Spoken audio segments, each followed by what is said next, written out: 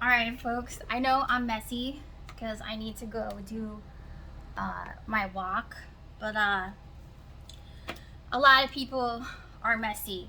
Um, Moses was abandoned for his own good. Paul was an asshole. God picked him anyway. And Jesus straight had a death wish that he really didn't wish for, but he knew it was his destiny um, for the greater good. And all those things are weird. So don't let anybody tell you that you are not meant to be great and do really important things. Um, that being said, for some reason, I mean, I do know the reason, but we're all graduating today.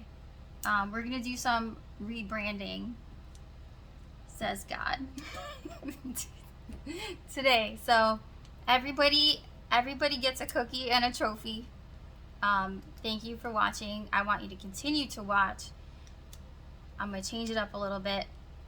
It's going to be more methodical and on purpose because now I understand how I need to do what I need to do. This is nuts. The only thing that I can tell you right now, and I will be back later, is saddle up and make like children. You have got to, when Jesus said, what you have left to do to be saved is to go and sell everything you own, it means that you have to start from scratch, okay? You have to approach faith with a new faith. You have to be willing to let go of everything that you already know and how you know it. And that's how I got to here. And trust me, it's worth it because this communion, there's nothing like it. And the insight, there's nothing like it. And it unfolds day by day, and it gets better and better every day. And I understand now why I went through the things that I went through, to the point where you just so much frustration, so much even anger, even what's the point of everything? It's because the resurrection is different. I mean, it is what you think it is. But there's layers to that too. And the best way that I can explain it now is that we're in Romans, the letter of Paul to the Romans. Chapter 1, verse 16 says, "For I am not ashamed of the gospel of Christ, for it is the power of God unto salvation to everyone that believes, the Jew first and also the Greek. For therein is the righteousness of God revealed from faith to faith, as it is written, the just shall live by faith." So the key is faith. And in that faith, you've got to have that faith in God, not in the world. And it doesn't matter what you already learned from the world, and I'm not saying those things don't have value. I'm saying you've got to take that information and take it with you and take a new approach to the Word of God and your faith in God. Lay everything out on the table and assume you don't know anything. Assume that you could have been wrong at least a little bit, because most of us, not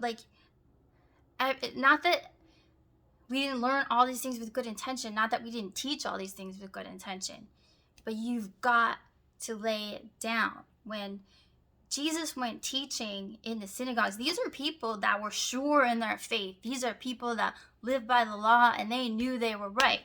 But what happens with man is that, we all have different personality. We all have this ego.